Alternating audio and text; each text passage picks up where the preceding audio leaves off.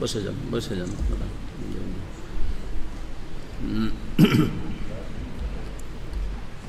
আসসালামু আলাইকুম ওয়া রাহমাতুল্লাহি ওয়া বারাকাতুহু।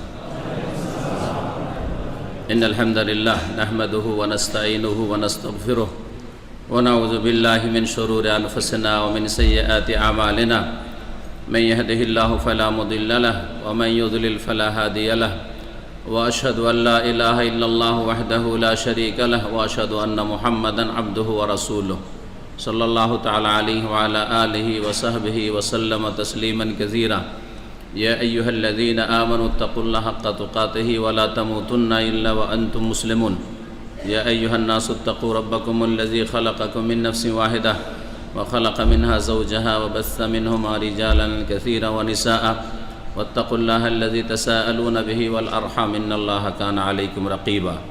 ইয়া আইয়ুহাল্লাযীনা আমানু তাকুল্লাহা ওয়া কুলু কাওলান সাদীদা يصلح لكم أعمالكم ويغفر لكم ذنوبكم ومن يطع الله ورسوله فقد فاز فوزا عظيما. أما بعد فإن خير الحديث كتاب الله وخير الهدي هدي محمد صلى الله عليه وسلم وشر الأمور محدثاتها وكل محدثة بدعة وكل بدعة ضلالة وكل ضلالة في النار.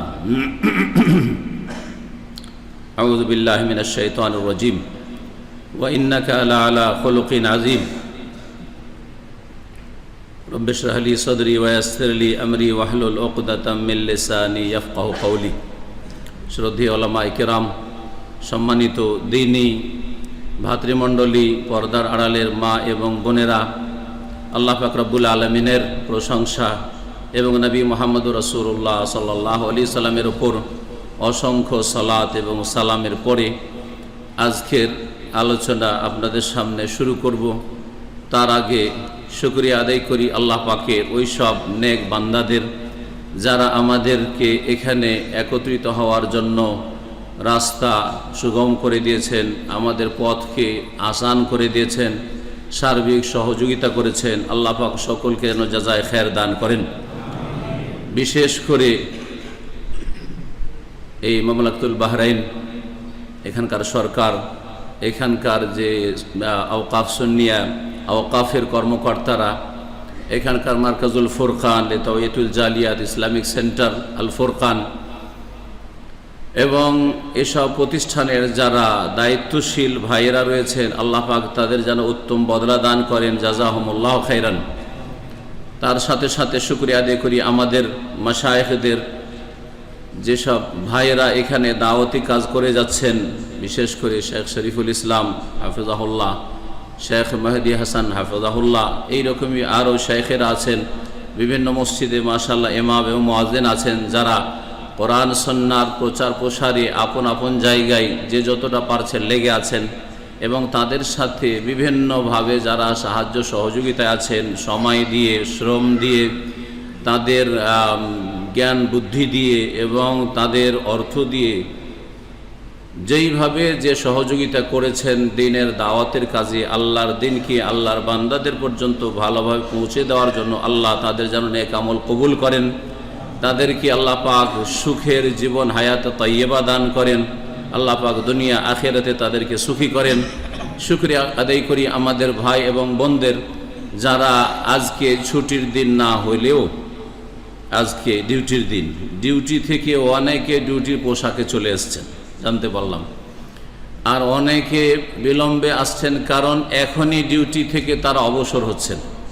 আমরা অনেক হয়তো চেষ্টা করেছি যে ছুটির দিনে আসব, আর শেখ শরীফ হাফিজাহুল্লাহ বলছিলেন যে শুক্রবার, বৃহস্পতিবার, শনিবার এই দিনগুলিতে হলে ভালো, কিন্তু আমার এত বেশি প্রোগ্রাম 1-1.5 মাস পর্যন্ত, কাছাকাছি রমজান পর্যন্ত বৃহস্পতি শুক্রবার ব্যস্ত, যে এই দিনগুলিতে আসা সম্ভব হয়নি। চিন্তা করলাম যে আর বিলম্ব না করে সপ্তাহের মাঝখানে রবিবার সোমবার হলেও একবার আমার দ্বীনী ভাইদের সাথে সাক্ষাৎ করে আসি, যাদেরকে আল্লাহর জন্য ভালোবাসি, যাদের কাছে আল্লাহর সন্তুষ্টির উদ্দেশ্যে কোরআন এবং হাদিসের কথা পৌঁছাবার চেষ্টা করি, তাদের সাথে একবার সাক্ষাৎ করে আসি। যতটা সম্ভব হবে আমরা দেখা সাক্ষাৎ করব এবং একে অপরের জন্য দোয়া করব এবং কোরআন সুন্নাহর কথা তাদের কাছে পৌঁছে দেওয়ার চেষ্টা করব, একজন অপরজন থেকে শেখার চেষ্টা করব। আল্লাহ পাক যেন আমাদের সৎ নিয়ত দান করেন এবং সকলকে আল্লাহ পাক নেক শান্তির হায়াত জীবন দান করেন। এবং আপনাদের জন্য আবার দোয়া করি আল্লাহ পাক রব্বুল আপনাদের যেন গুনাহ খাতা মাফ করে দেন। এবং যারা আমাদের পূর্বে চলে গেছেন ঈমানের অবস্থায় কোরআন সুন্নাহকে বিশ্বাস করে রাসূলুল্লাহ সাল্লাল্লাহু আলাইহি সাল্লামের ইত্তেবার ওপর কায়েম থেকে তাদের সকলকে আল্লাহ পাক যেন মাফ করে দেন। রব্বানা ইগফির লানা ওয়া লিইখওয়ানিনা আল্লাযীনা সাবাকুনা বিল ঈমান ওয়া লা তাজআল ফি কুলুবিনা গিল্লাল লিল্লাযীনা আমানু রব্বানা ইন্নাকা রাউফুর রহিম। আর কোন মুমিন মুসলিম সম্পর্কে আমাদের অন্তরে যেন কোনো রকমের শত্রুতা, বিদ্বেষ, কালিমা, হিংসা কিছুই না থাকে। আল্লাহ পাক আমাদের অন্তরকে যেন সাফ রাখার তৌফিক দান করেন। আজকে আলোচনা লম্বা করব নাকি প্রশ্ন উত্তর লম্বা করব আপনাদের কাছ থেকে জানতে চাইছি। প্রশ্ন উত্তর লম্বা নাকি? তবে আস্তে করে আওয়াজ আসছে। কোনটা করলে ভালো হয়? জি, আলোচনা। হ্যাঁ, আপনারা বলেন। আচ্ছা, কেউ বলছেন আলোচনা লম্বা, কেউ বলছেন হ্যাঁ প্রশ্ন উত্তর লম্বা। তবে শেখ মেহেদি বলেছেন আর ওনাকে অনেকে বলেছে প্রশ্ন উত্তরের সুযোগ হলে আপনাদের মনের চাহিদা মিটে, যেটা আমি বুঝি। আর বক্তব্য আলোচনা লম্বা করলে আমার মনের চাহিদা মিটে। আমি যে পয়েন্টগুলি বলতে চাইছি সবগুলি বলার সুযোগ পেলাম। আর না হলে ওর মধ্যে বাছাই করে কি বলবো, কি ছাড়বো, কি বলবো, কি ছাড়বো, এই করে আমাকে সারতে হবে, ঠিক না? তো আমার একটা চাহিদা আছে, আপনাদের চাহিদা আছে, আর এর মাঝামাঝি চলাটাই ভালো। এই জন্য বক্তব্য অত বিস্তারিত না করে আমাদের যে বিষয়বস্তু রয়েছে মুমিন মুসলিমের চরিত্র আখলাক সম্পর্কে, এই সম্পর্কে দলিলগুলি অত বেশি না বলে শুধু পয়েন্টগুলি হয়তো বলে দেবো, যেগুলি ভালো চরিত্র, যেগুলি মন্দ চরিত্র। ভালো চরিত্রগুলো আমরা নিজেদের মধ্যে তৈরি করার চেষ্টা করব, আর সেগুলির প্রশিক্ষণ তরবিয়ত নেওয়ার চেষ্টা করব। যেগুলি মন্দ চরিত্র রয়েছে সেগুলি থেকে নিজেকে মুক্ত করার চেষ্টা করব। প্রত্যেকটির পিছনে কোরআনের আয়াত আছে অথবা রাসূলুল্লাহ সাল্লাল্লাহু আলাইহি ওয়াসাল্লামের হাদিস আছে। সময়ের স্বল্পতার জন্য হয়তো বলবো না, যদিও আমার তরিকা যে কোনো মাসালার ক্ষেত্রে আয়াত থাকলে আয়াত বলার চেষ্টা করা, হাদিস থাকলে হাদিস বলার চেষ্টা করা। কিন্তু সময়ের অভাবে হয়তো সবটা নাও বলতে পারি। পয়েন্টগুলি শুধু বলে দেব আপনাদের সামনে। আল্লাহ পাক যেন আমাদেরকে সত্যিকার চরিত্রবান মুমিন হওয়ার তৌফিক দান করেন। আর তার সাথে সাথে ইনশাআল্লাহ তাআলা আপনাদের বিষয়ের সাথে সম্পর্কিত অথবা বিশেষ করে আকীদা, ধর্মীয় দ্বীনি বিশ্বাসের সাথে সম্পর্কিত, ইবাদতের সাথে সম্পর্কিত যে মাসাইলগুলি রয়েছে, বিশেষ করে যেগুলিতে ভেজাল ঢুকে আছে, অনেকে ভেজালযুক্ত ইবাদত করছেন, অনেকে ভেজালযুক্ত আকীদা বিশ্বাস রাখছেন আল্লাহ সম্পর্কে, রাসূল সম্পর্কে, আউলিয়া কেরাম সম্পর্কে, ইত্যাদি ইত্যাদি দ্বীন সম্পর্কে বিষয়গুলি জানা অত্যন্ত জরুরি। কারণ আপনার যদি কেবলা না ঠিক থাকে তাহলে সারা রাত নামাজ পড়েও কাজ হবে না, ঠিক না? কেবলা আছে এই দিকে, সারা রাত তাহাজ্জুদ পড়লেন কিন্তু কেবলার উল্টো দিকে। তারপরে জানাবারও লোক হলো, এমন নয় যে আপনি জানতে পারেননি, জানার কোনো সুযোগ সুবিধা নেই। জানার সুযোগ সুবিধা আশেপাশে লোকেরা আছে। নতুন আমি বাহরাইনে এসেছি, আমাকে কি জানতে হবে না এখানকার স্থানীয় লোকের কাছে যে ভাই কিবলা কোন দিকে? হবে না? হবে না? আমি জানলাম না, হোটেল জিজ্ঞেস করলাম না, হোটেলে ওই রকম কোনো সংকেত দেওয়া নেই। আর এলো পাথাড়ি আমি আমার আইডিয়াতে নামাজ শুরু করে দিলাম, অথচ জানার সুযোগ আছে। আর উল্টো দিকে সারা রাত তাহাজ্জুদ পড়লাম, কবুল হবে? একটিও কবুল হবে না, এক রাকাতও কবুল হবে না, কারণ জানার সুযোগ ছিল। ঠিক তেমনি আপনাদের দিন জানার সুযোগ আছে। কোরআন সুন্নাহর বিজ্ঞ আলেমরা মদিনা ইসলামিক ইউনিভার্সিটি থেকে ফারেগ আলেমরা আপনাদের বাহরাইনে মওজুদ আছেন। তারপরে সহি আকীদা, সহি বিশ্বাস জানলেন না, সহি শুদ্ধ ইবাদত জানলেন না। জানার সুযোগ আছে, তারপরে পরোয়া করলেন না, দুনিয়া নিয়ে চলে গেলেন, শুধু দিনার নিয়ে চলে গেলেন। তাহলে সারা জীবনের ইবাদত বন্দেগী কিবলার উল্টো দিকে ভুল পথে যদি হয়, কবুল হবে? কোনো কিছুই কবুল হবে না। না হজ, না উমরা, না নামাজ, কিছুই কবুল হবে না। কারণ সবগুলি হয়েছে দাল্লা সাইয়ুহুম ফিল হায়াতিদ দুনিয়া, পার্থিব জগতে ভুল পথে মেহনত পরিশ্রম হয়েছে, ভ্রান্ত পথে মেহনত পরিশ্রম করেছে, যার ফলে কোনো ফল হবে না। বিষয়বস্তু সম্পর্কে আপনারা শুনেছেন বা শুনলেন। কি বিষয়বস্তু আজকের আলোচনা? মুমিনের আখলাক, চরিত্র, তাই না? চরিত্র হচ্ছে দুই রকমের, ভালো চরিত্র আর মন্দ চরিত্র, ভালো আখলাক আর খারাপ আখলাক। এই ভালো চরিত্রের সংজ্ঞা কি, মানে কাকে বলে আপনাদেরকে জিজ্ঞেস করছি। কারণ এই চরিত্র যখন বুঝে যাবেন চরিত্রটা কি, তখন বিষয়টা বুঝতে সুবিধা হবে। খুব সহজ কথা, তাই না? আমরা সকলে ভালো মানুষ হওয়ার চেষ্টা করি, করি না? করি না? আর সকলেই এই আমাকে কেউ খারাপ বলুক এর থেকে বাঁচার চেষ্টা করি। তো তাহলে আমরা আমাদের সাধারণ জ্ঞানে বলতে পারবো যে ভালো চরিত্র কাকে বলে। একজন বলেন, হাত উঠান আগে, দিয়ে বলেন যে ভালো চরিত্র একে বলে, সংজ্ঞা আছেন কেউ বলবেন? মাশাআল্লাহ, বলেন ভালো চরিত্র কাকে বলে? হ্যাঁ হ্যাঁ, কি?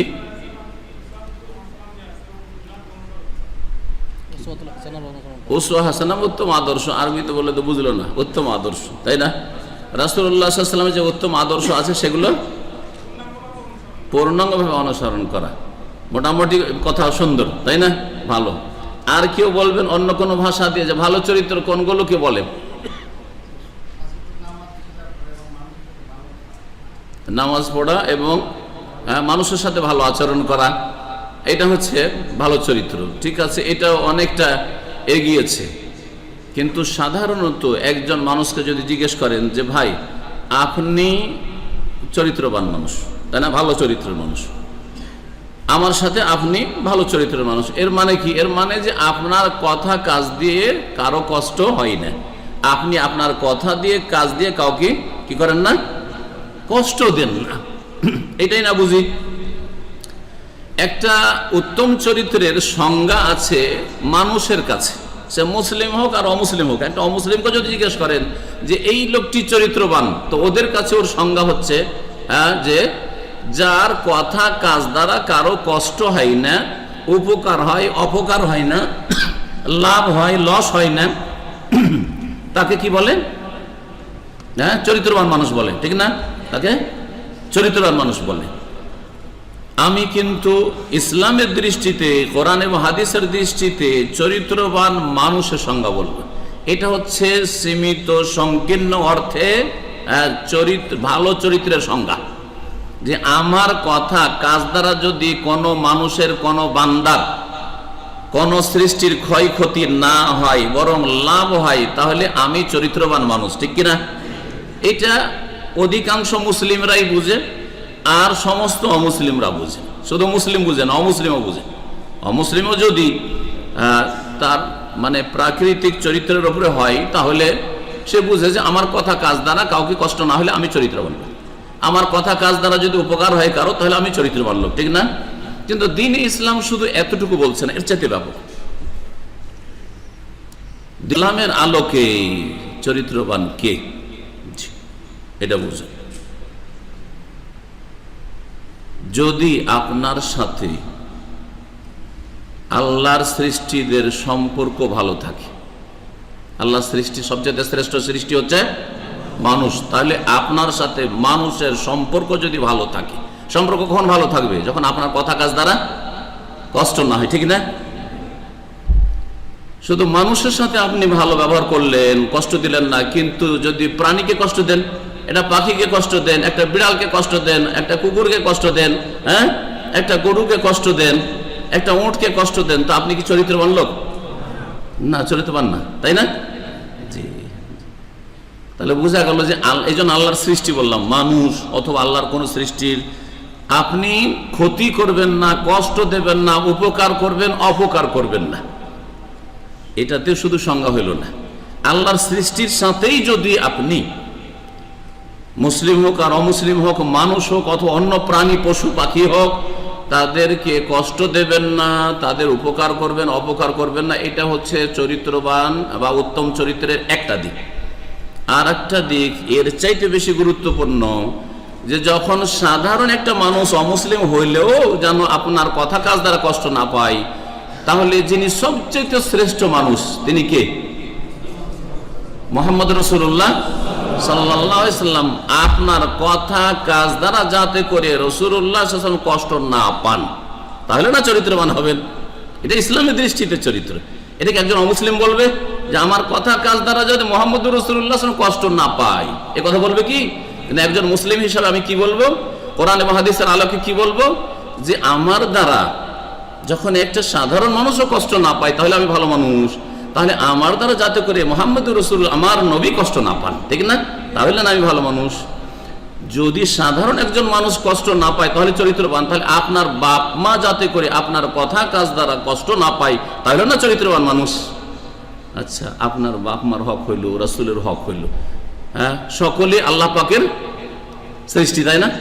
আমি আপনিও আল্লাহর সৃষ্টি, আর রাসূলুল্লাহ সাল্লাল্লাহু আলাইহি ওয়াসাল্লাম আল্লাহর সৃষ্টি, বাপ মাও আল্লাহর সৃষ্টি।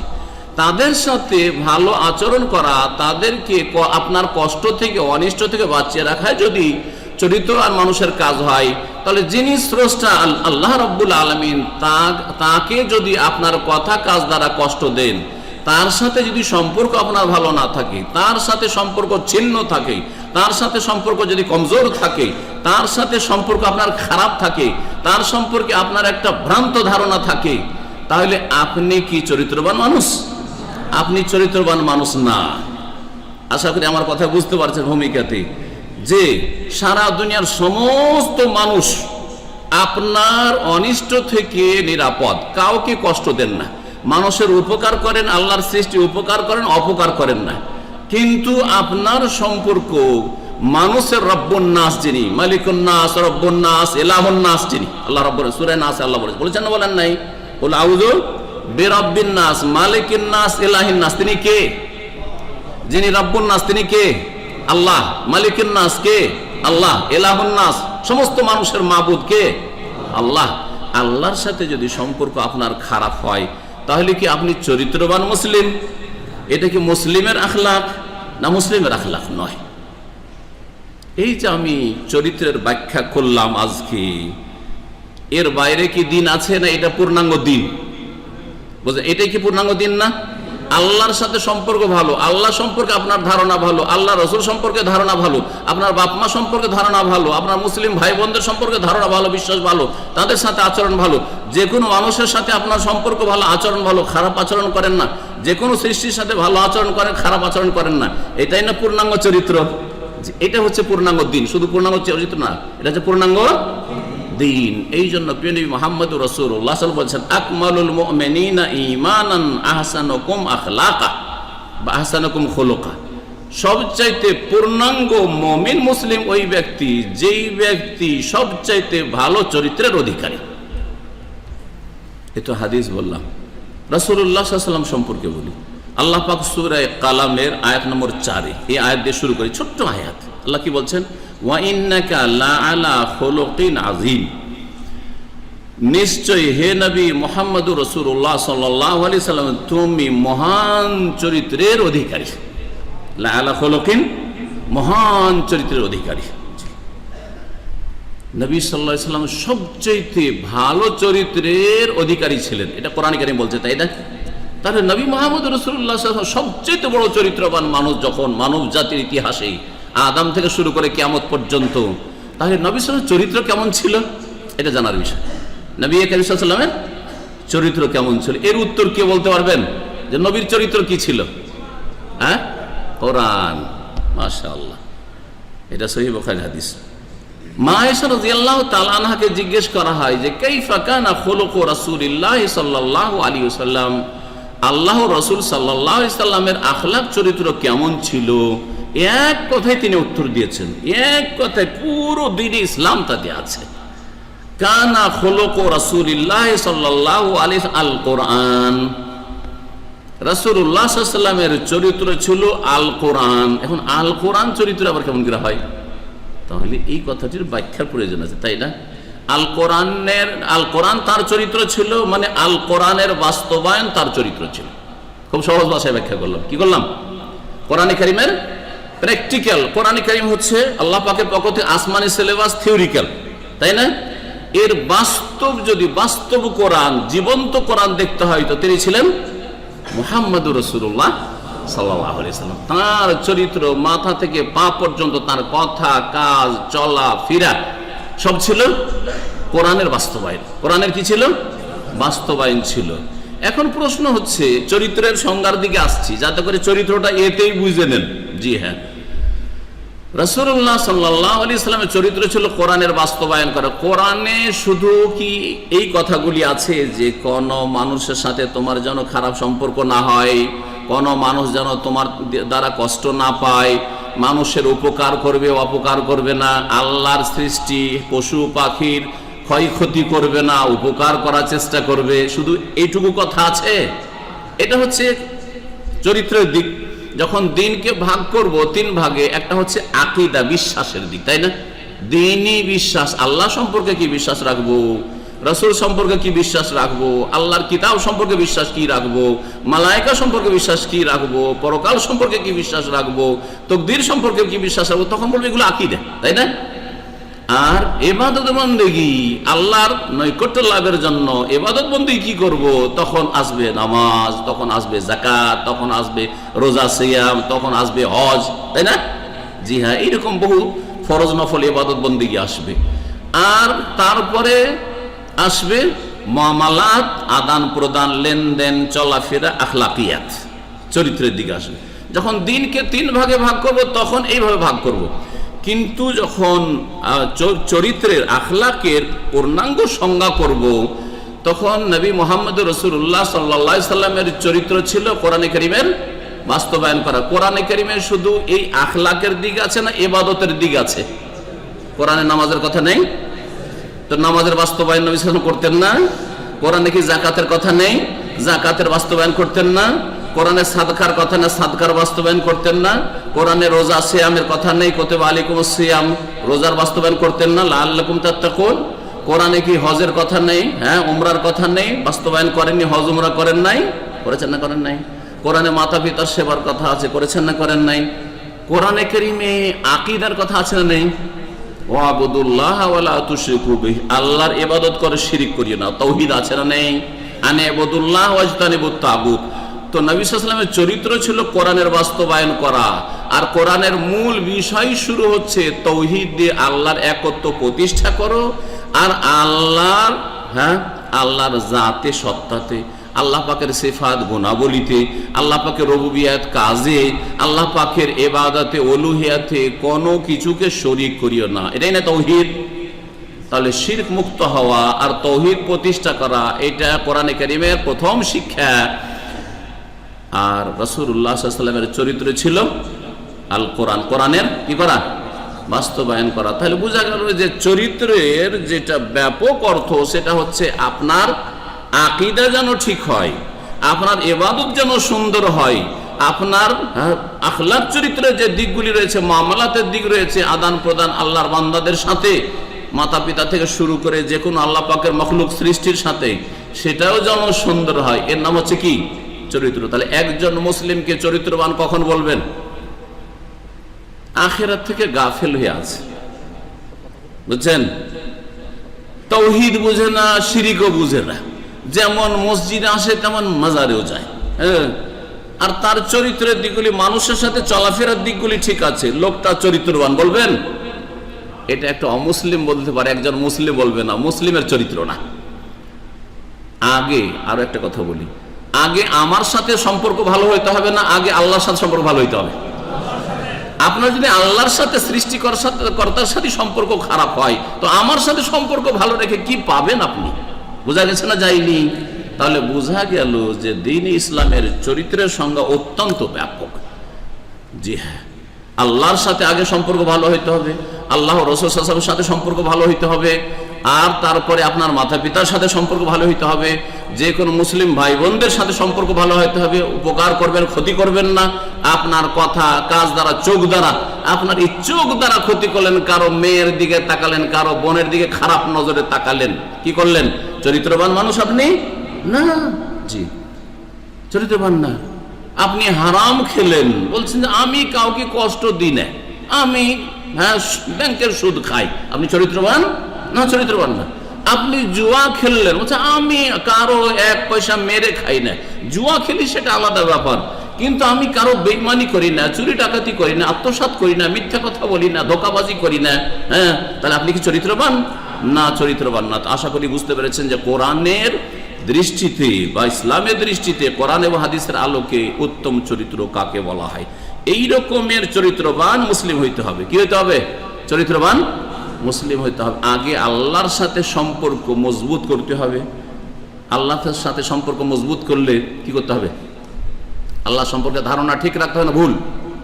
আমার সাথে সালাম দেওয়া সব ঠিক আছে আপনাদের, এখন দেখা সাক্ষাৎ মাশাআল্লাহ সালাম মুসাফা কেমন আছেন সাহেব, ভালো আছেন, কিন্তু আমার সম্পর্কে একটা ভুল ধারণা যে লোকটা অহংকারী। তা আমার সাথে কি ভালো আচরণ করলেন আপনি? না, এই শুধু বাহ্যিক আচরণ দিয়ে কাজ হবে না। তো ওই রকমই আল্লাহ সম্পর্কে যদি আপনার ভুল ধারণা থাকে, আল্লাহ সর্বত্র বিরাজমান, হ্যাঁ, আল্লাহ সব কিছুতেই বিরাজমান, তাই না? আল্লাহকে দোয়া শোনানোর জন্য বুজুর্গানের দিনের ওসিলা লাগে?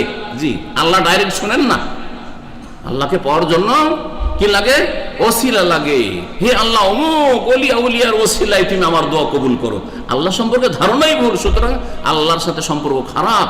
আল্লাহর সাথেই যখন সম্পর্ক খারাপ, তো আমার সাথে সম্পর্ক ভালো রেখে আর আল্লাহর বান্দাদের সাথে মানুষের সাথে সম্পর্ক ভালো রেখে আর বাপ মার শুধু সেবা করে আপনি চরিত্রবান মুসলিম নন। ভালো করে মনে রাখেন। বলছিলাম যে চরিত্রবান আমাদেরকে হইতে হবে। চরিত্র দুই রকম, ভালো চরিত্র আর মন্দ চরিত্র। কেউ যদি আপনার সাথে মন্দ আচরণ করে, তাহলে আপনি তার সাথে মন্দের বদলা মন্দ দিয়ে দিবেন না ভালো দিয়ে দেবেন? ভালো দিয়ে, না? ঠিক ওই রকমই আপনার গায়ে কাপড়ে যদি পেশাব পায়খানা লেগে যায়, তো পানি দিয়ে ধুইবেন না এই পায়খানা ধোয়াতে আর পানি কেন ব্যবহার করে? যে পানি খাবি পেশাব দিয়ে ধুবো, আছে কেউ? যে পায়খানা আমি কাপড় থেকে ধুয়ে ফেলি কি দিয়ে? পেশাব দিয়ে, গরুর পেশাব দিয়ে। হ্যাঁ, গরুর পেশাব দিয়ে যদি না ধন, হ্যাঁ, যদি বকরি ছাগলের পেশাব দিয়ে না ধন, তো আপনার পেশাব দিয়ে পায়খানা ধুইবেন কি? পেশাবও মন্দ আর পায়খানাও মন্দ। তো মন্দ দিয়ে তো মন্দ আমরা সাফ করি না, কিন্তু আমরা কি করি? যে আমার সাথে ভালো ব্যবহার করে তার সাথে ভালো ব্যবহার করি, যে আমার সাথে ভালোভাবে কথা বলে তার সাথে ভালো কথা বলি, যে আমার সাথে খারাপভাবে কড়া করে কথা বলে অহংকার দেখায় তাকেও আমি অহংকার দেখাই, এরকম করি না? এটা কিন্তু উত্তম চরিত্র না। কারো সাথে ভালো চরিত্র কেন? ও আমার সাথে ভালো ব্যবহার করে, আমিও তার সাথে ভালো ব্যবহার করি। এটাই না অধিকাংশ লোক করে আজকাল। নবী সাল্লাল্লাহু আলাইহি ওয়াসাল্লাম বলছেন এই লোক ভালো লোক না। লাইসাল ওয়াসিলু বিল মুকাফি, ওই ব্যক্তি সম্পর্ক ভালো রাখনেওয়ালা মানুষ নয় যেই ব্যক্তি প্রতিদান দেয়, বদলা। আপনি আমার সাথে হাসি মুখে কথা বললেন, আমিও হাসি মুখে কথা বললাম। আপনি একদিন সালাম দেন, সেজন্য আমিও একদিন সালাম দিলাম। আপনি আমাকে খাওয়ান, সেজন্য আপনাকেও খাওয়াইলাম। আপনি আমার খাতির করেন, সেজন্য আপনারও আমি খাতির করলাম। এই লোক যে সম্পর্ক ভালো রাখলো, এই চরিত্রবান না। ওয়া ইন্নামাল ওয়াসিলু, সত্যিকার অর্থে সম্পর্ক ভালো রাখনেওয়ালা ব্যক্তি, হ্যাঁ, সম্পর্ককে মজবুতকারী ব্যক্তি সে আল্লাযী ইযান কাতাত রাহিমাহু ওয়া সালাহা, যদি তার সাথে আত্মীয়রা সম্পর্ক বিচ্ছিন্ন করে তারপরও তাদের সাথে সুসম্পর্ক রাখে। ভাই কথা বলে না, বোন আপনাকে একবারও টেলিফোন করে না, মিস কলটাও দেয় না দেশ থেকে, তারপরে আপনি টেলিফোন করেন। জি হ্যাঁ। আর যদি মনে করেন যে আমাকে টেলিফোন করে খোঁজ খবর নেই, তাকে আমিও টেলিফোন করব। আর যখন আমার খোঁজ নেয় না, আমি কেন তার খোঁজ নিতে যাব? তাহলে আপনি চরিত্রবান মানুষ নন। এইরকম কত যে সুন্দর চরিত্রের কথা আল্লাহ পাক রব্বুল আলামিন শিখিয়েছেন, তার রাসূল সাল্লাল্লাহু আলাইহি সাল্লাম শিখিয়েছেন। সম্মানিত হাজির মণ্ডলী, সূরা ফুসসিলাত, যার অপর নাম হচ্ছে হামিম সাজদা, আয়াত নম্বর 34 আল্লাহ ইরশাদ করেছেন, ইদফা বিল্লাতি হি আহসান, মন্দকে দূর করো কি দিয়ে? যেটা শুধু উত্তম দিয়ে না, অতি উত্তম। আহসান ইসিম তাফজিল, যার আরবি গ্রামার পড়েছেন। খারাপকে দূর করতে হবে কি দিয়ে? বিল্লাতি হি আহসান, যেটা বেশি উৎকৃষ্ট, বেশি ভালো চরিত্র দিয়ে মন্দকে দূর করো। খারাপ ব্যবহার করেছে, তার সাথে বেশি ভালো চরিত্র করেন, তাহলে কি হবে? তাড়াতাড়ি সম্পর্ক স্বাভাবিক হয়ে যাবে, বরং সেই ব্যক্তি আপনার ঘনিষ্ঠ হয়ে যাবে। তার অনিষ্ট থেকে আপনি তার খারাপি থেকে বাঁচতে পারবেন। আল্লাহ স্বয়ং বলছেন, যিনি সৃষ্টিকর্তা, ফাইযাল্লাযী বাইনাকা ওয়া বাইনাহু আদাওয়া, যদি বেশি ভালো দিয়ে মন্দকে দূর করো, তাহলে যদি তোমার মাঝে আর তার মাঝে শত্রুতা দুশ্মনী থাকে, কান্নাহু ওয়ালিউন হামিম, কিছু কাল যাবে না এমন হবে যেন সে তোমার অন্তরঙ্গ বন্ধু। সে কি হয়ে যাবে? অন্তরঙ্গ বন্ধু হয়ে যাবে। দেখবেন আপনার বাপের সাথে, আমাদের ইতিহাস এগুলো আছে, পূর্বপুরুষদের ইতিহাস আছে, আর অনেকে আছে তিক্ত অভিজ্ঞতা এগুলি। আমার বাবার সাথে খুব খারাপ সম্পর্ক ছিল, বড়ই শত্রুতা করত, অনেক ক্ষয়ক্ষতি করেছে, জমি জায়গার ক্ষয়ক্ষতি করেছে, ফসলের ক্ষয়ক্ষতি করেছে, পারিবারিকভাবে ক্ষয়ক্ষতি করেছে। কিন্তু আপনি যখন একটু শক্তিশালী হইলেন অর্থের দিক থেকে অথবা জনবলে, তখন প্রতিশোধ নিলেন না, তার সাথে ভালো ব্যবহার করলেন। ভালো ব্যবহার করলে হয় কি, যেই লোক কট্টর দুশ্মন ছিল সে আপনার জুতো নিয়ে হাঁটতে প্রস্তুত, হ্যাঁ, আপনার পেশাব পায়খানা সাফ করে দিতে সব প্রস্তুত। কারণ তাকে সে নিজেকে ভিতর ভিতর কিন্তু ধিক্কার দিচ্ছে যে হাই রে, এর বাপের সাথে আমি খারাপ ব্যবহার করেছি, এর মায়ের সাথে খারাপ ব্যবহার করেছি, এর বড় ভাইয়ের সাথে খারাপ ব্যবহার করেছি, এদেরকেও দেখতে পারতাম না, তারপরেও কোনো সময় তো বদলা নিল না। এখন তো তাদের গায়ে জোর হয়েছে, টাকা পয়সা হয়েছে, বিদেশ গিয়েছে, প্রভাবশালী হয়েছে, কিন্তু আমাদের তো কখনো কোনো ক্ষেত্রে ক্ষয়ক্ষতি করলো না। কি হয়ে যাবে? কান্নাহু ওয়ালিয়ুন হামিম, ঘনিষ্ঠ বন্ধুতে, অন্তরঙ্গ বন্ধুতে পরিণত হবে। দিন ইসলামে উত্তম চরিত্রের বড় ফজিলত রয়েছে, এই মর্মে অনেকগুলি হাদিস রয়েছে। প্রিয় নবী মুহাম্মদ রাসূলুল্লাহ সাল্লাল্লাহু আলাইহি সাল্লাম বলছেন, ইমাম বুখারী রাহমাতুল্লাহ আলাইহির একটি হাদিসের কিতাব আছে সহিহ বুখারী ছাড়া, আল আদাবুল মুফরাদ, তাতে বলছেন বুইসতু লিউতাম্মিমা মাকারিমাল আখলাক, আমাকে পাঠানো হয়েছে, আমি প্রেরিত হয়েছি এই উদ্দেশ্যে যাতে করে উত্তম চরিত্রগুলিকে পূর্ণতা দান করতে পারি, মানুষকে পূর্ণভাবে উত্তম চরিত্রের শিক্ষা দিতে পারি। হ্যাঁ, নবী মুহাম্মদ রাসূলুল্লাহ সাল্লাল্লাহু আলাইহি সাল্লাম উত্তম চরিত্রকে পরিপূর্ণ করার জন্য, আর নবী সাল্লাল্লাহু আলাইহি সাল্লাম দিনকে পূর্ণ করে গেছেন, তাই না? বিদায় হজের সময় আলিয়াউমা আকমালতু লাকুম দীনাকুম, আজকে তোমাদের জন্য তোমাদের দিনকে কি করলাম?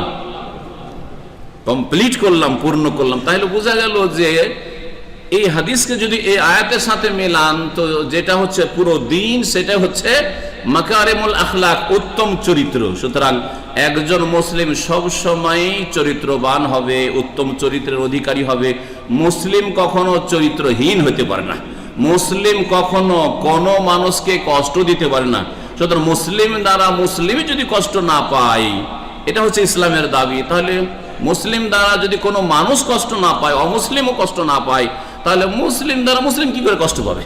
মুসলিম কি করে মুসলিমকে খুন করতে পারে? যেখানে এক মুসলিম অমুসলিমকে খুন করতে পারে না, যেই ব্যক্তি আপনাকে খুন করতে চায় না, যেই ব্যক্তি আপনার সাথে মিলেমিশে চলতে চায়, সেই ব্যক্তির রক্তকে হারাম করা হয়েছে। মান কাতালা মুআহাদান লাম ইয়ারাহ রায়াহাতাল জান্নাহ, কেউ যদি কোনো অমুসলিম যার সাথে আমাদের চুক্তি রয়েছে যে তুমিও শান্তিতে আমাকে থাকতে দেবে, আমিও তোমাকে শান্তিতে থাকতে দেব, সেই ব্যক্তিকে যদি কেউ খুন করে দেয় সুযোগ পেয়ে কাফের হওয়ার কারণে, তাহলে সেই ব্যক্তি জান্নাত পাওয়া তো দূরের কথা, জান্নাতের সুগন্ধি পর্যন্ত পাবে না। নবী মুহাম্মদ রাসূলুল্লাহ সাল্লাল্লাহু আলাইহি সাল্লামের সহিহ বুখারীর হাদিস।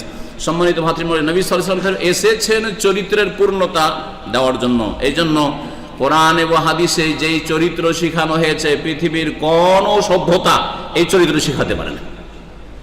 অমুসলিমদের চরিত্র হচ্ছে মানবতার খাতিরে, অথবা অমুসলিমদের যে উত্তম চরিত্র হচ্ছে সেটা হচ্ছে তার ব্যবসা বিজনেসের খাতিরে, তার ইলেকশনের খাতিরে, তার জনপ্রিয়তা লাভের খাতিরে, দুনিয়ার গরজ। আর আমাদের যে চরিত্র মানুষের সাথে, মুসলিম হোক আর অমুসলিম হোক, কিসের জন্য?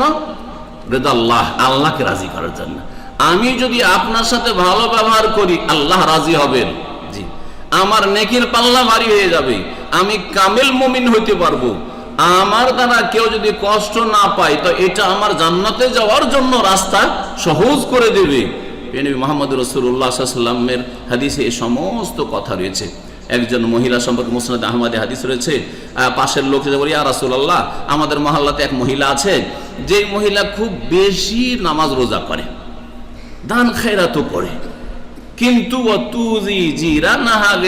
তার ভাষা খুব খারাপ, প্রতিবেশীকে তার ভাষা দিয়ে বড়ই কষ্ট দেয়। নবী করিম সাল্লাল্লাহু আলাইহি ওয়াসাল্লাম বললেন, হিয়া ফিন্নার, সে জাহান্নামে যাবে। শুধু নামাজ দিয়ে, হ্যাঁ, নামাজ ছাড়াও জান্নাতে যাবেন। আবার এটা ভাবিয়েন না আমি নামাজ না পড়লে কি হবে, আমার চরিত্র ভালো। আবার বেনামাজিদের এটা স্বভাব, হ্যাঁ, নামাজ ছাড়া জান্নাত যেতে পারবেন না, কিন্তু শুধু নামাজ দিয়ে জান্নাত যেতে পারবেন না। শুধু নামাজ ওই মহিলার ছিল, কিন্তু চরিত্র ছিল না।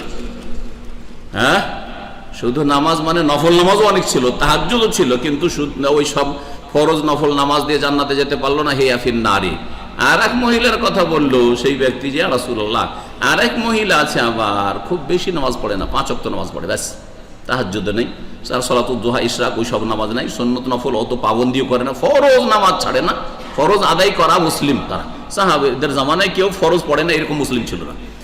আর রোজা রমজানের রাখে, আর সারা বছর তেমন কোনো সুন্নত নফল রোজা রাখে না। যাকাতটা দেয় কিন্তু বেশি দান খেরাত করে না, কিন্তু সে পাড়া প্রতিবেশীকে তার কথার দ্বারা, জবান দ্বারা কখনো কষ্ট দেয় না। নবী করিম সাল্লাল্লাহু আলাইহি ওয়াসাল্লাম বললেন, হিয়া ফিল জান্নাতি, সেই মহিলা জান্নাতি, সেই মহিলা হচ্ছে জান্নাতি। তাহলে চরিত্রবান যদি মুসলিম হতে পারেন তাহলে জান্নাতের আপনি আশা রাখতে পারেন। আল্লাহ পাক আমাদের সকলকে যেন জান্নাতি করেন, জান্নাতুল ফিরদৌস নসিব করেন।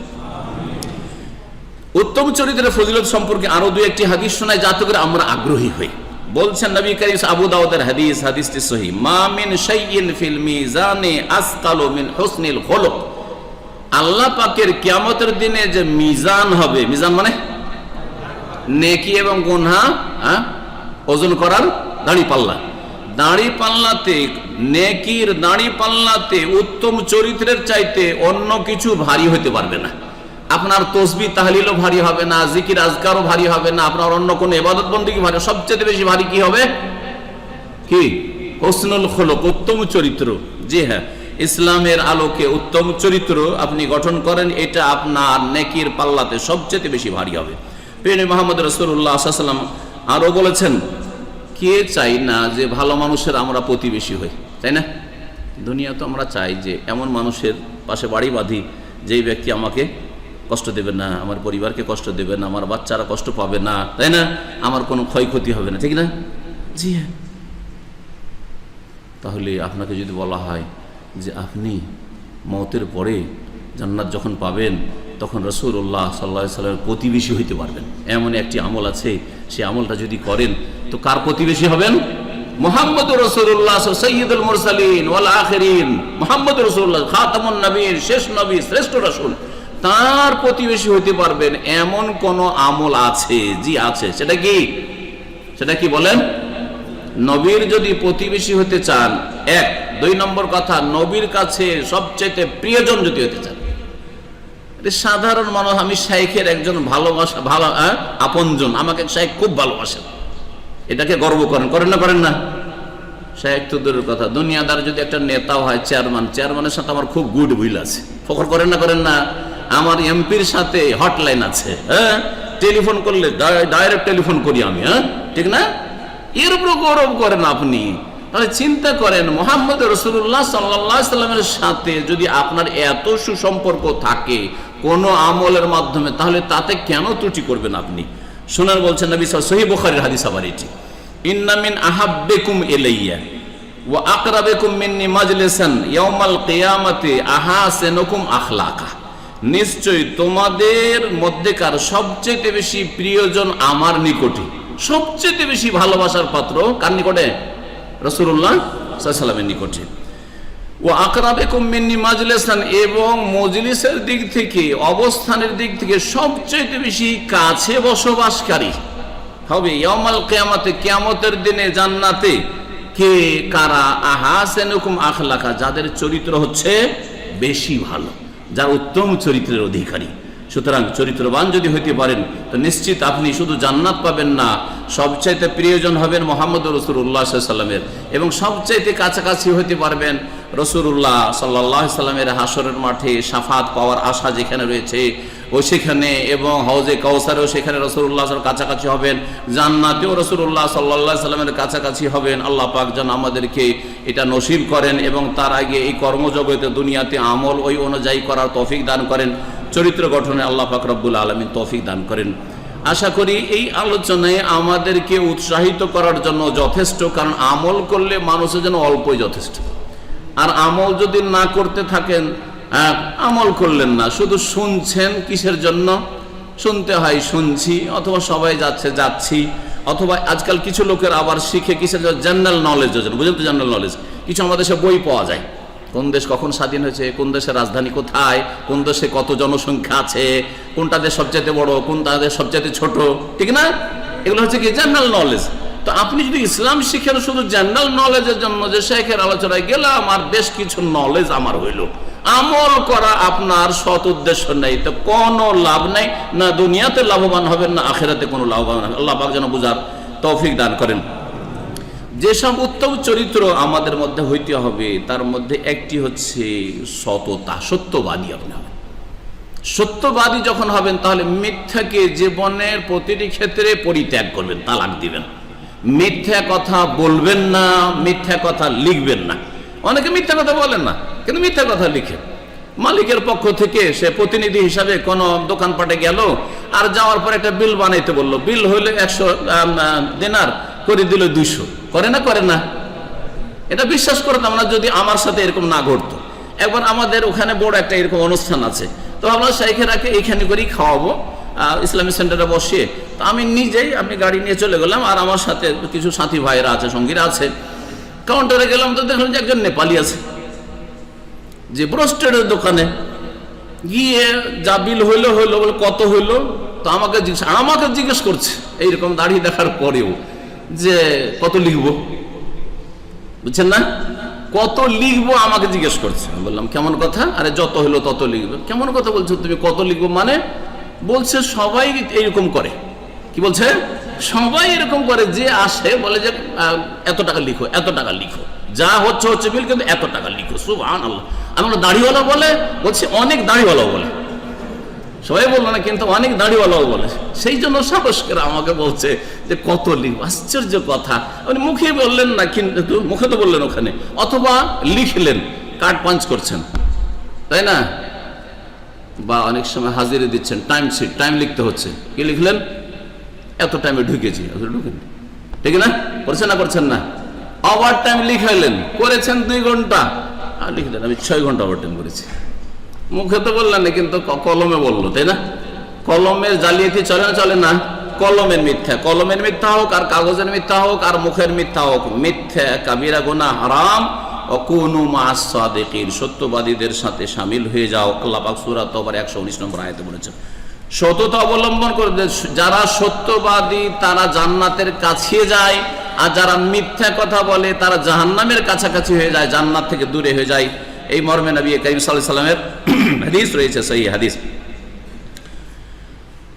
চরিত্র মানুষের 2 রকম রয়েছে। কিছু ব্যক্তি জীবনের চরিত্র, যেই চরিত্রগুলি আপনার মধ্যে হলে আপনি লাভবান হবেন, আখলাকে লাজেমা আরবিতে বলে।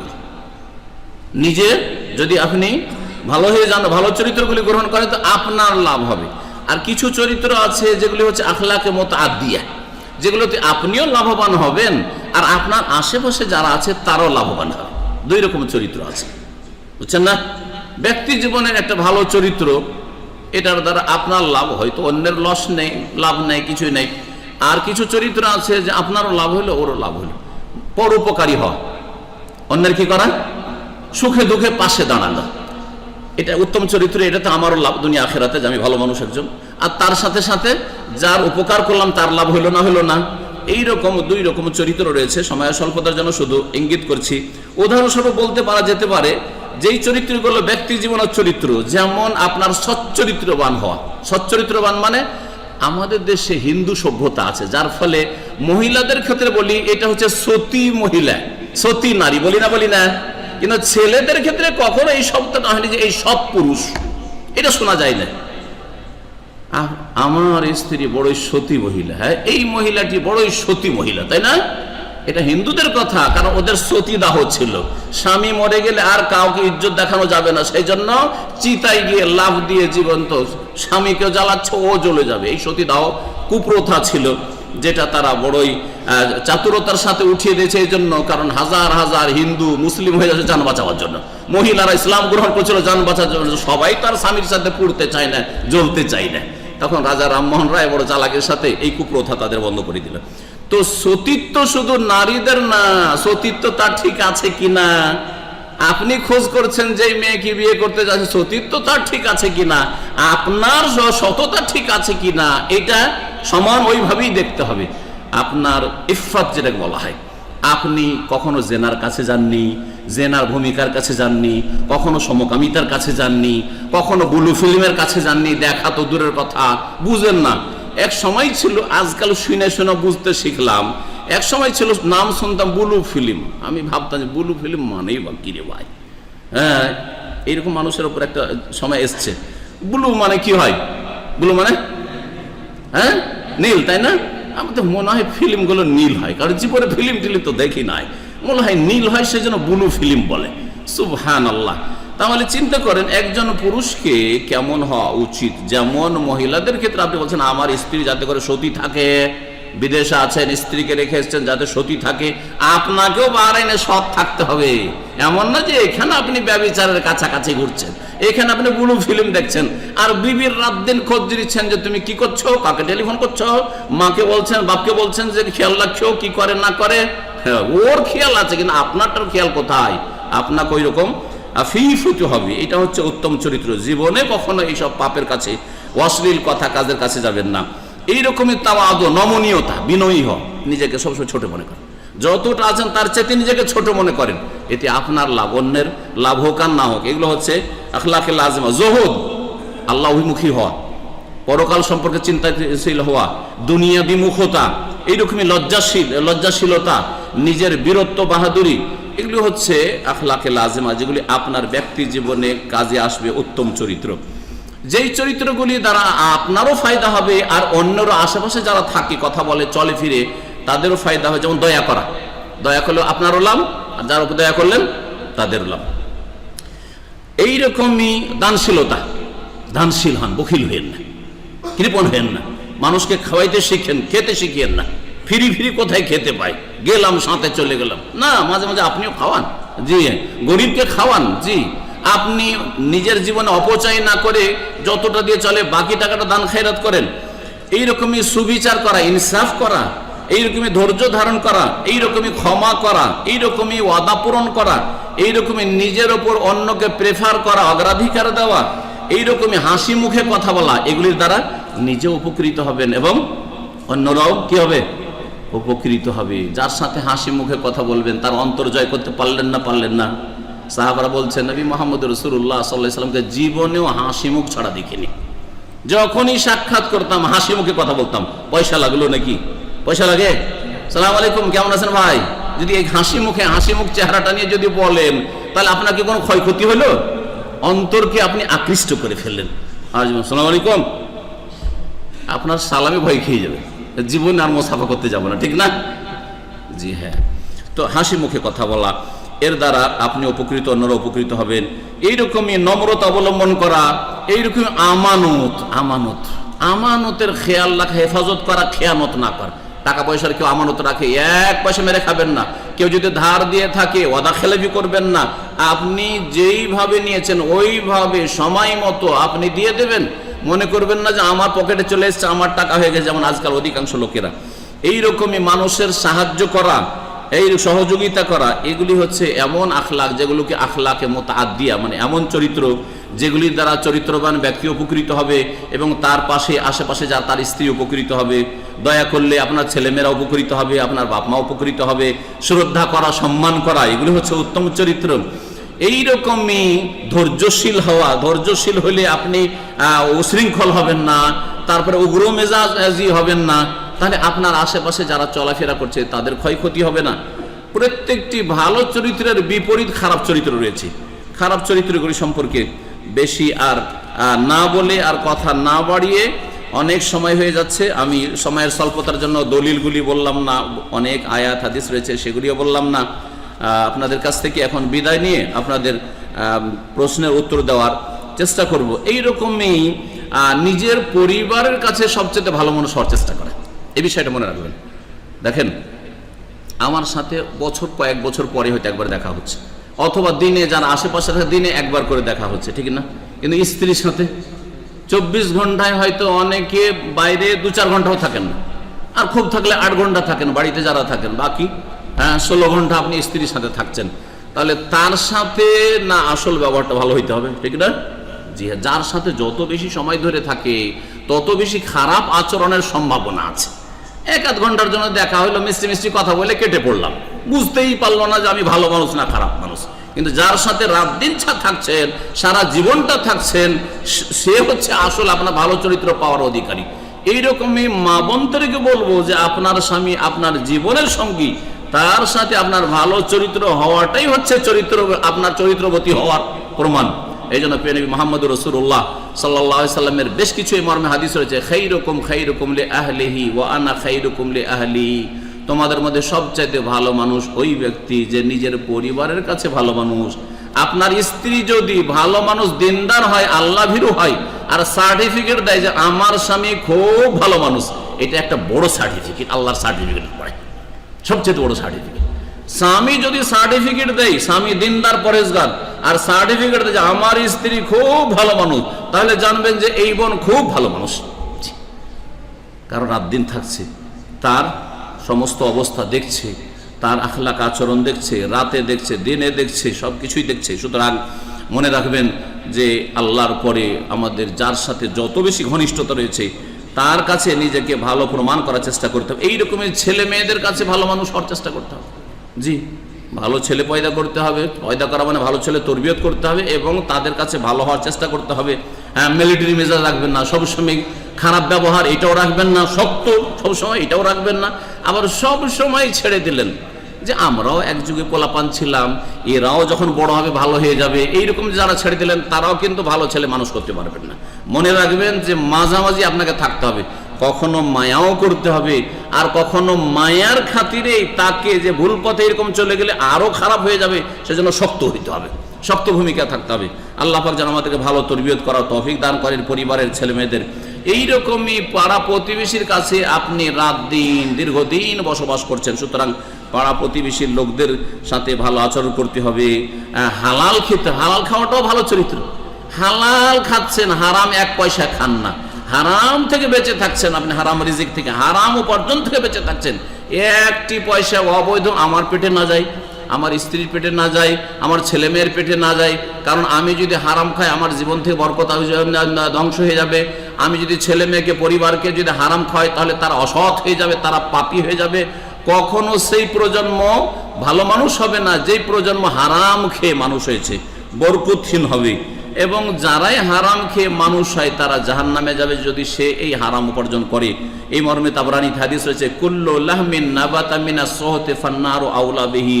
যে কোনো গোশত রক্ত যদি তৈরি হয়ে থাকে কি দিয়ে, হারাম খেয়ে, তাহলে জাহান্নাম তার হক রাখে। আল্লাহ পাক রব্বুল আলামিন যেন আমাদেরকে উত্তম চরিত্রের অধিকারী হওয়া তৌফিক দান করেন, মন্দ চরিত্র কথা কাজ থেকে বেঁচে থাকার তৌফিক দান করেন। কিছু মন্দ চরিত্রের দিকে শুধু ইঙ্গিত করে দিই, মানুষের পরনিন্দা করা, চোখের আড়ালে বদনাম করা, ভালো চরিত্র না খারাপ? হ্যাঁ, ধরেন একটা লোকের দেখছেন যে খারাপ চরিত্র, ওর সামনে ব্যক্তি জীবনের চরিত্র খারাপ চরিত্র, ও লোকজনের সামনে বলতে হবে না ওকে একা বলার চেষ্টা করতে হবে? একা বলার চেষ্টা করতে হবে। হ্যাঁ, তার এই খারাপ চরিত্র দিয়ে যদি কিছু লোক ক্ষতিগ্রস্ত হয় তখন আবার সামনে বলে দিতে হবে যাতে অন্যরা সতর্ক সাবধান হয়ে যায়। হ্যাঁ, যারা তার সাথে চলাফেরা করছে তারা সতর্ক। একজন লোকের হাত ভারী, বেইমানি করে, আর আরেকজন সাদা সিধা মানুষ ধার দিতে যাচ্ছে, আপনি ধার দিতে নিষেধ করবেন না করবেন না? বলবেন না ভাই একে ধার দিয়ে না, নাহলে টাকা আপনার উঠবে না, বলবেন না বলবেন না? কাজটা তো গীবত, কিন্তু করা জরুরি, নাহলে ফেসে যাবে বেচারা, ফেসে যাবে। জি হ্যাঁ, সেই জন্য কিন্তু ব্যক্তি জীবনের একটা লোকের টাকনার নিচে কাপড়, আমি এখনই দেখছি ধরেন প্যান্ট আছে টাকনার নিচে, আপনাদের সকলের সামনে বলবো যে ভাই আপনার টাকনার নিচে কেন কাপড়? দাড়ি নেই, বলবো যে আপনার দাড়ি কেন নাই বলবো, না একা বলবো? বলেন, একা বলতে হবে, একা বলতে, কারণ ওর দাড়ি না থাকলে আপনাদের কোনো ক্ষতি নেই, ওর যদি টাকার নিচে কাপড় থাকে আপনাদের কোনো ক্ষতি নেই। ফজর নামাজে একটা লোক আসে না, আরে শেখেরা দেখছেন আপনাকে, ওই মহল্লাতে বাস করেন, কি ব্যাপার ভাই ফজর নামাজে কেন দেখি না আপনাকে? লোকের সামনে বলতে হবে না একা বলতে হবে? লোকের সামনে বললে কি হবে? বেইজ্জতি হবে, দুশ্মনী বাড়বে। একা বলতে হবে ভাই আপনাকে তো ফজরে দেখতে পাই না রে ভাই, একটু ফজরে আসবেন, কেন ফজরে কেন আসেন না, কি ব্যাপার? সবার সামনে বললে বেইজ্জতি, অপমান করা হয়। আর ব্যক্তি জীবনের সংশোধনের ক্ষেত্রে যদি একা একা বলেন তাহলে তাতে সংশোধন হয়। খারাপ চরিত্রের মধ্যে হচ্ছে চুগলখড়ি করা, কথা লাগান, এখানকার কথা ওইখানে ফিতনা ফাসাদ সৃষ্টি করা, হিংসা, শত্রুতা, অহংকার। অহংকার চরম খারাপ চরিত্র। প্রিয় নবী সাল্লাল্লাহু আলাইহি ওয়াসাল্লাম এত সতর্ক করেছেন, লা ইয়াদখুলুল জান্নাতা মান কানা ফি কলবিহি মিসকালু যাররাতিন বা মিসকালু খারদালিন মিন কিবরিন। যার অন্তরে সরিষা পরিমাণ অহংকার আছে সেই ব্যক্তি জান্নাতে যাবে না, জান্নাতে যাবে না। অহংকার যদি আমার থাকে যে আমি খুব বড় আল্লামা হয়ে গেছি, অহংকার যদি থাকে যে আমার দ্বারা বহু লোক হেদায়েত হয়েছে, অহংকার যদি থাকে যে আমি একজন ভালো ডাক্তার, অহংকার যদি থাকে আমি ভালো একজন ইঞ্জিনিয়ার, ভালো একজন টেকনিশিয়ান, আমি খুব ভালো মানুষ, সব বাজে লোক আমার গ্রামে, এইরকম যদি অহংকার থাকে তো গেছেন বরবাদ, সব ভালো আমল করে সব বরবাদ হয়ে যাবে। সুতরাং অহংকার থেকে বেঁচে থাকার চেষ্টা করবেন। এইরকমই খারাপ চরিত্র হচ্ছে বখিলি করা, কৃপণতা। বাপ মাকে টাকা দিতে হবে টাইট, হ্যাঁ, আর নিজের ক্ষেত্রে 500 রিয়ালের জুতা, হ্যাঁ, 50 দিনার দিয়ে আপনি একটা জুতাই কিনছেন, আর বাপকে মাসে আপনি 10টা 20টা দিনার পাঠাইতে পারছেন না, তাহলে এটা হচ্ছে আপনার কৃপণতা। হ্যাঁ, জি হ্যাঁ। ছেলে মেয়েদের ক্ষেত্রে যতটা প্রয়োজন ততটা খরচ করবেন। আশেপাশে বিধবা আছে, বিধবাকে দিতে পারছেন না, 1 পয়সা দিচ্ছেন না গোটা বছর, আর আপনার ছেলে মেয়েদেরকে আমোদ ফুর্তি করে খাওয়াচ্ছেন, কৃপণতা এগুলি। এইরকমই কাপুরুষতা, এগুলি খারাপ চরিত্র। জুলুম অত্যাচার করা খারাপ চরিত্র। গাদ্দারি করা, মির্জাফরি করা, হ্যাঁ, বিশ্বাসঘাতকতা, ধোঁকাবাজি করা, ভাঁওতাবাজি করা, এগুলি খারাপ চরিত্র। খেয়ানত করা, এইরকম মিথ্যার আশ্রয় নেওয়া, কাউকে কষ্ট দেওয়া, ইত্যাদি ইত্যাদি, এইরকম বহু খারাপ চরিত্র রয়েছে। আল্লাহ পাক যেন খারাপ চরিত্র থেকে বেঁচে থাকার তৌফিক দান করেন। আর শেষখানে একটি কথা বল, সবচেয়ে বড় খারাপ চরিত্র হচ্ছে শিরিক। সবচেয়ে বড় খারাপ চরিত্র হচ্ছে শিরিক। কারণ আপনি আল্লাহর সাথে সবচেয়ে বড় খারাপ সম্পর্ক রাখলেন, আল্লাহর সাথে সবচেয়ে বড় অন্যায় কাজ করলেন। ইন্না শিরকা লা যুলমুন। আজ আমার উপরে জুলুম করলেই যদি লোকে বলে আরে এই লোকটা কত বড় খারাপ লোক, শেখের টাকা ধার নিয়ে দেয় না, বেঈমানি করছে, তাই না? যদি এই কথা বলেন তো আল্লাহর যে হক নষ্ট করলো, আল্লাহর তৌহিদকে কেড়ে নিয়ে ওই গৌস কুতুবকে দিয়ে দিল, খাজাকে দিয়ে দিল, ওই মৃতকে কবরওয়ালা মাজারওয়ালা দুর্গা দরগাকে দিয়ে দিল, সে সবচেয়ে বড় অন্যায় কাজ করলো। সেই ব্যক্তি সবচেয়ে বড় চরিত্রহীন। যেই ব্যক্তি রাসূলুল্লাহ সাল্লাল্লাহু আলাইহি ওয়াসাল্লামের হক নষ্ট করলো, বিদাতি কাজ করছে, নবীর তরিকা বাদ দিয়ে বুজরুগের তরিকায় চলছে, সেই ব্যক্তি সবচাইতে বড় খারাপ চরিত্র। কারণ তার সম্পর্ক রাসূলুল্লাহ সাল্লাল্লাহু আলাইহি ওয়াসাল্লামের সাথে খারাপ। কিয়ামতের দিনে যখন হাজির হবে, রাসূলুল্লাহ সাল্লাল্লাহু আলাইহি ওয়াসাল্লাম বলবে যে তুমি তো আমাকে বাদ দিয়ে তোমার বুজরুগকে মানতে, তোমার কাছে তো আমি বড় বুজরুগ ব্যক্তি ছিলাম না, তোমার কাছে অন্য কেউ বুজরুগ ছিল, তখন কি অবস্থাটা হবে? সুতরাং যারা শিরিক করে তারা চরিত্রবান কখনো হইতে পারে না, যারা বিদআত করে তারা চরিত্রবান কখনো হইতে পারে না, কারণ তাদের সম্পর্ক আল্লাহর সাথে খারাপ, রাসূলুল্লাহ সাল্লাল্লাহু আলাইহি ওয়াসাল্লামের সাথে খারাপ। সুতরাং এই বিষয়গুলি বুঝে নিয়ে পূর্ণাঙ্গ জীবনের ক্ষেত্রে চরিত্রবান হওয়ার আল্লাহ পাক যেন তৌফিক দান করেন, ভালো চরিত্র আমাদের মধ্যে তৈরি করার তৌফিক দান করেন, তরবিয়ত নেওয়ার তৌফিক দান করেন, মন্দ কথা কাজ থেকে চরিত্র থেকে আমাদেরকে পুরোপুরি আল্লাহ পাক বেঁচে থাকার তৌফিক দান করেন। আল্লাহ পাক রব্বুল আমাদেরকে যেন তৌফিক দান করেন যে আমরা 2-4 জন খারাপ আচরণ করি মানুষের সাথে, পুরো জাতিকে, বাংলা ভাষাভাষীকে যেন বদনাম না করে দিই। কারণ আমরা গালফে বদনাম হয়ে গেছি। এক সময় যেতাম কোর্টে, মাহকামা গেলেও সৌদি আরবে, ওখানে গিয়ে বলে যে আপনারা কেন শিখান না? আরে একদিন কাজীর পাশে বসে আছে একজন, আর আমাকে বলছে যে আপনারা কি এদেরকে শিখান না ভালো চরিত্র? আসামি এসছে একটা বাংলাদেশি, সেই জন্য বাংলা ভাষী, সেই জন্য। আর একদিন গেছি এতে পুলিশ স্টেশন, এখানে বলছে আপনারা কি এদেরকে চরিত্র শিখান না? আপনারা তো দাওয়া সেন্টারে আছেন। আরে ভাই শিখাচ্ছি। তখন জাযাহুল্লাহ খায়ের কাজী ছিলেন, বড় আলেম মানুষ, ডক্টর মানুষ সাহেব, উনি তখন ওইটাকে একটু হালকা করে দিলেন বিষয়টাকে। আমার উত্তর দেওয়ার আগে বললেন যে দেখো, যেখানে বড় একটা গ্যাদারিং হয় তখন কিছু সেখানে চিটা বের হয়। ধান বেশি হলে চিটা বেশি হবে কিনা?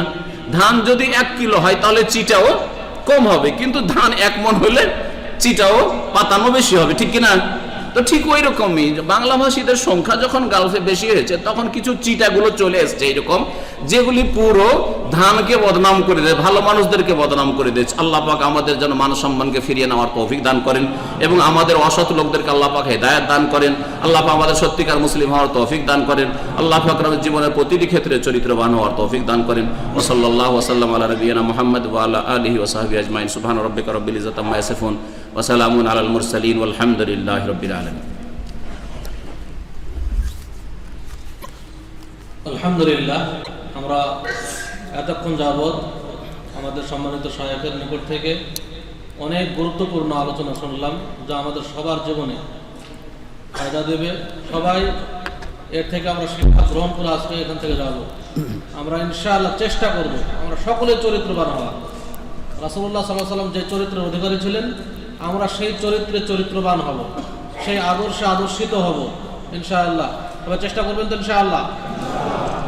এখন আমাদের সামনে বহু প্রশ্ন এসেছে, আসলে কতটুকু উত্তর দিতে পারবো জানি না, কেউ রাগ করবে না কারো প্রশ্নের উত্তর না দিতে পারলে। আর যেগুলো সবার জন্য জানা খুব জরুরি সেগুলোই বলার চেষ্টা করছি। 1 নম্বর প্রশ্ন এক ভাই করেছেন যে আকীদায়ে ওয়াহদাতুল উজুদ এবং আকীদায়ে হুলুল এর হুকুম কি? ওয়াহদাতুল উজুদ এবং হুলুল এর হুকুম কি এটা জানতে চেয়েছেন। এক ভাই প্রশ্ন করেছেন দুটো ভ্রান্ত আকীদা সম্পর্কে। একটা হচ্ছে ওয়াহদাতুল ওজুদ, ওজুদ মানে অস্তিত্ব, আর ওয়াহদাতুন মানে একত্ব। সমস্ত অস্তিত্ব মানে অর্থাৎ স্রষ্টা এবং সৃষ্টির অস্তিত্ব হচ্ছে এক। দুটো শব্দের অর্থ হলো কি? ওজুদ, অস্তিত্ব। আল্লাহর ওজুদ আছে, আমাদের ওজুদ আছে। আল্লাহর অস্তিত্ব আছে, আমাদের অস্তিত্ব, ঠিক না? তো আল্লাহ রাব্বুল আলামিন যিনি সৃষ্টিকর্তা, আর যারা সৃষ্টি, সে মানুষ সৃষ্টি হোক অথবা কীট পতঙ্গ পোকামাকড় হোক আর পশু পাখি হোক, সমস্ত সৃষ্টি হচ্ছে এক, আসলে এক, মূলত এক।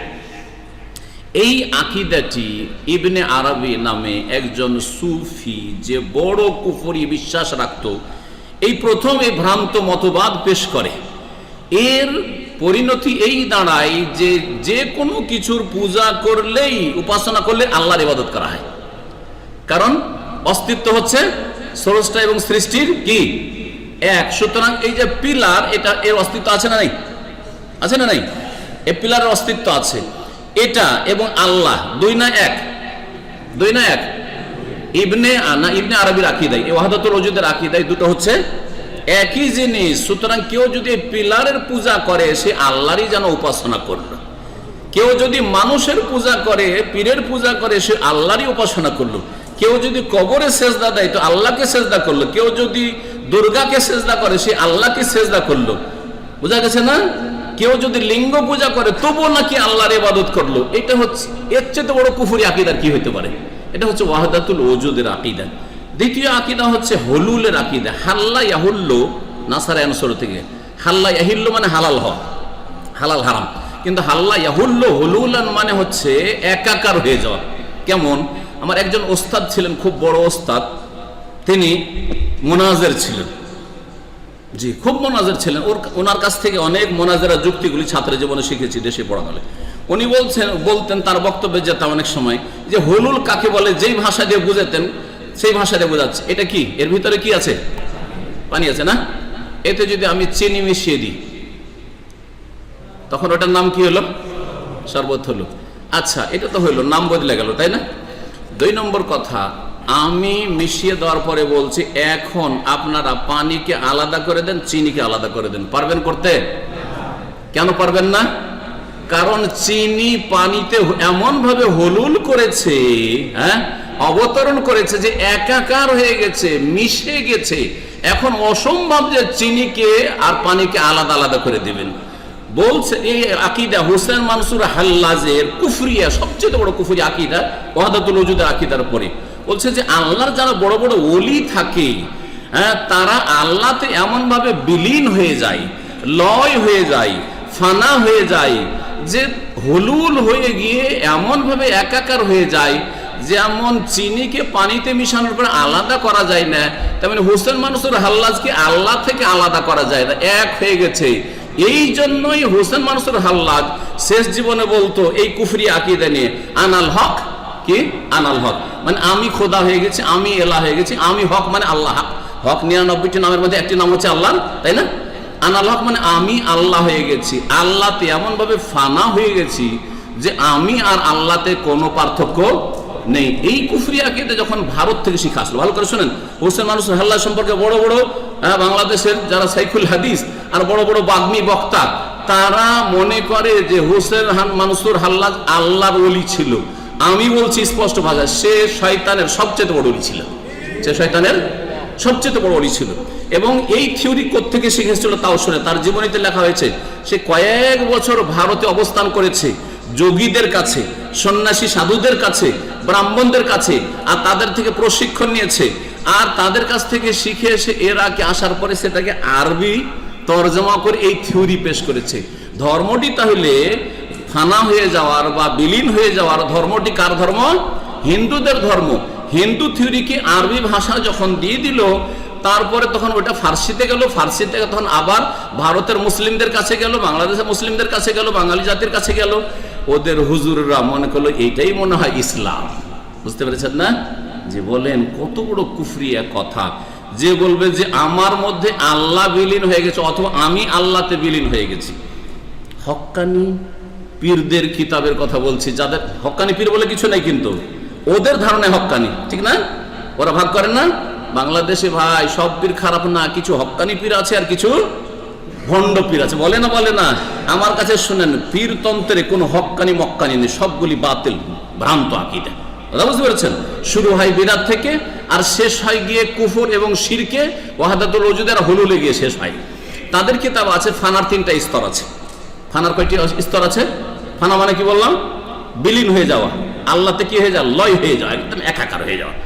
ফানা বলছে একটা হচ্ছে ফানাফি শেখ, মানে পীর সাহেবের মধ্যে প্রথম ফানা হইতে হবে। আপনি মুরিদ হয়েছেন তো, মুরিদ হয়েছেন, আপনাকে পীরের মধ্যে আপনাকে কি হয়ে যেতে হবে? একাকার হয়ে যেতে হবে। এই যে চিনি যেমন পানিতে মিশেছে, পীরের মধ্যে আপনি ফানা হয়ে যাবেন। এটা হচ্ছে কি? ফানাফি শেখ।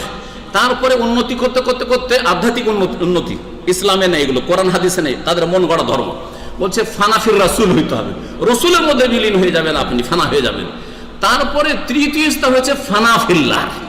যখন ফানাফিল্লাহ হয়ে যায় তখন আর নামাজ রোজা হজ যাকাত কিছু লাগে না। বলছে এটা ইয়াকিনের দরজা। কি এটা? ইয়াকিনের মর্যাদা পেয়ে গেছে, শুধু আর নামাজ রোজা করা লাগবে না। বলেন রাসূলুল্লাহ সাল্লাল্লাহু আলাইহি ওয়াসাল্লাম ইয়াকিনের দরজা পাননি, মর্যাদা পাননি?